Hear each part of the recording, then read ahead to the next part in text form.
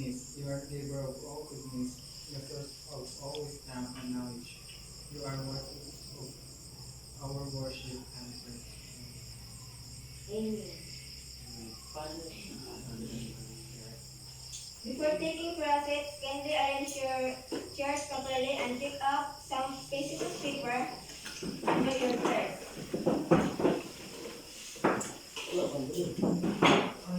You may now take your seats. Ma'am, Now I'm going to check your attendance. Curtis Jennifer, present ma'am.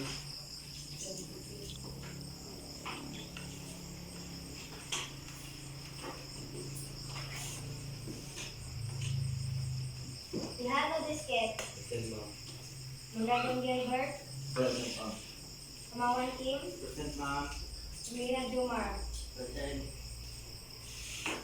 o Istudillo Legit. Present, ma'am.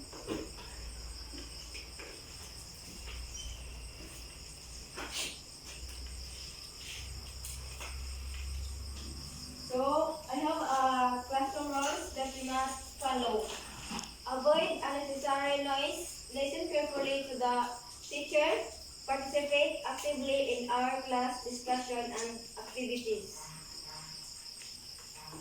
Before we proceed to our next topic, let us have first a short review what is as our previous lesson. Listen class.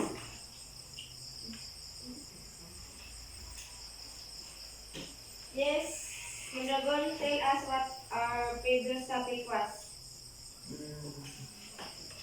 Our previous topic was also about review of speech. Very good. Are there any questions or clarification about our previous topic?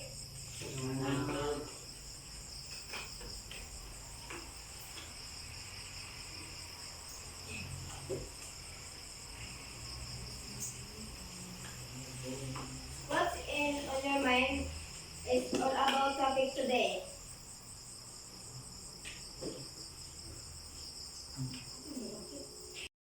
Okay, Baba, you have an idea for our topic today? I think our topic, today is about denotation and connotation. Okay, thank you.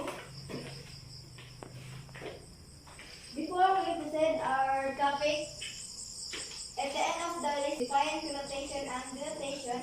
Give examples on connotation and denotation and appreciation of the importance of connotation and denotation. Start. What comes into your mind when you hear the word light? Okay, Maragon, can they answer it? From the word life, then life. Okay, thank you. And how about the word dark? Can we skip? As long. Ma'am, ang the word dark, sadness. Okay, thank you. To learn the different meanings of content-specific words, denotation and connotation. Who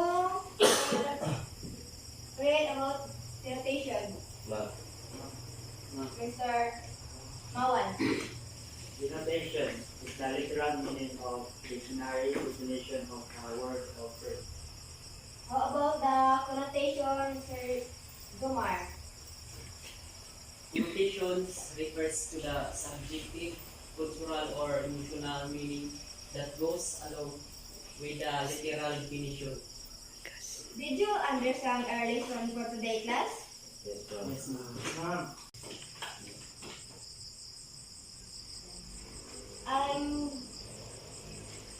I'm going to group you into two groups. Each group will be given denotation and connotation chart.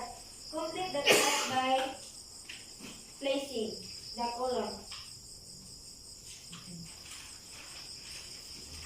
Group 1 and group 2.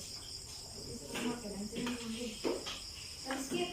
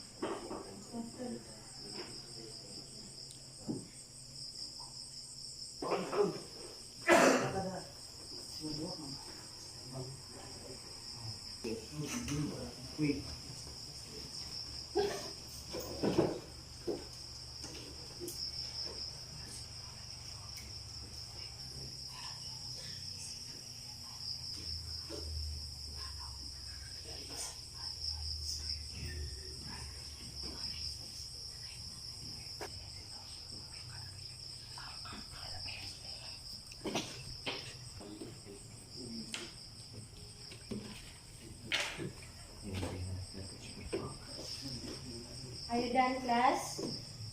Not yet, ma'am. Dalod ba, ma'am?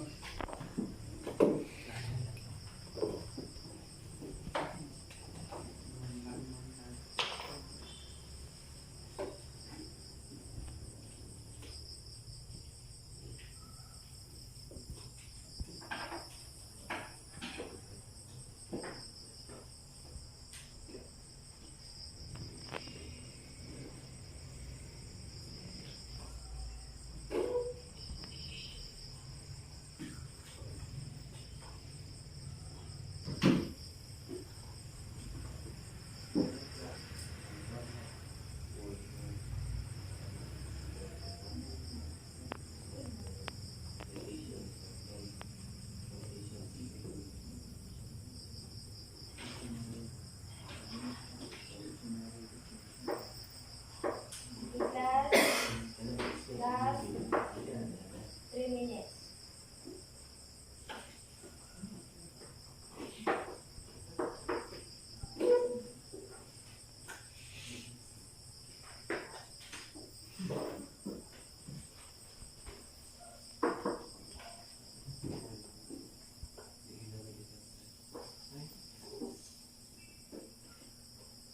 Are you done, class?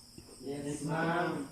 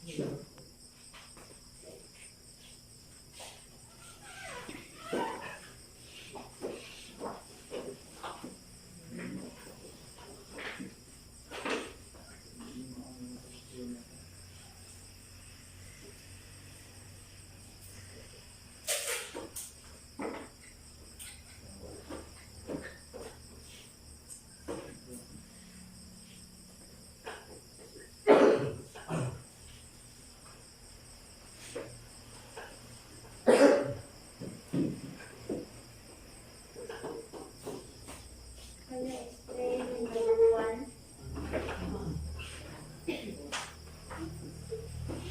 It's my idea. Daw kaning word is like yang unification, serpent, ang unification na devil. And number 2, ang blue, unification niya, color, and unification sad. And kaning home, ang unification niya house, and unification niya safe.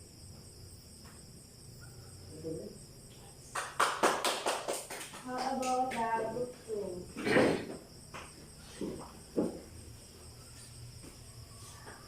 Okay, this is the answer of group 2.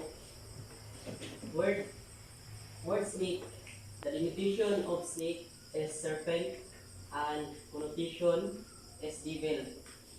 The second, the word blow and denotation niya kay color, then sa connotation niya kay sad.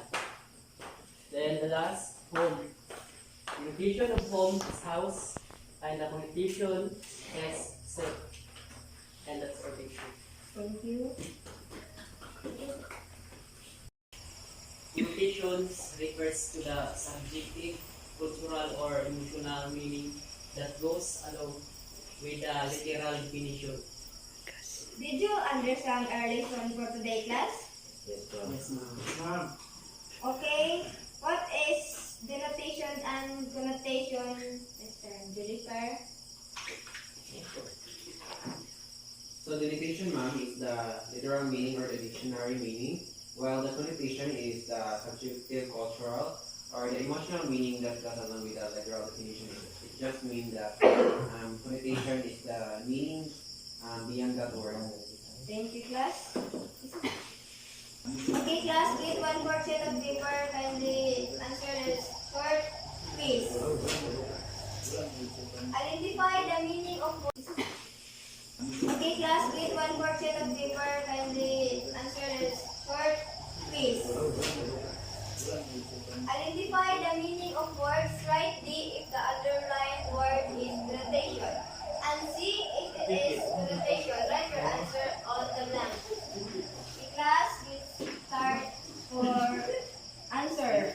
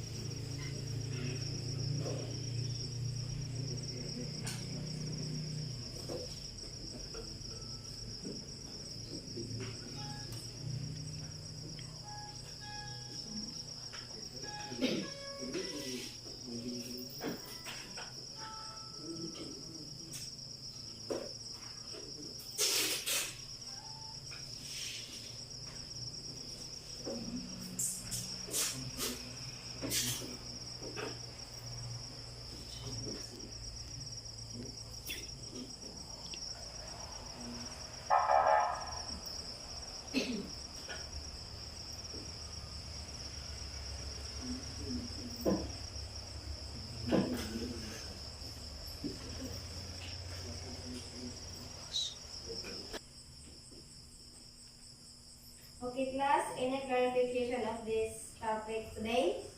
No, ma'am. ma'am,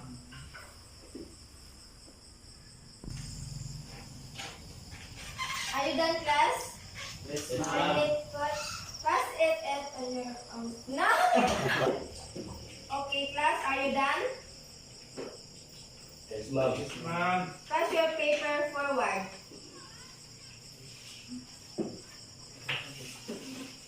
Ma'am.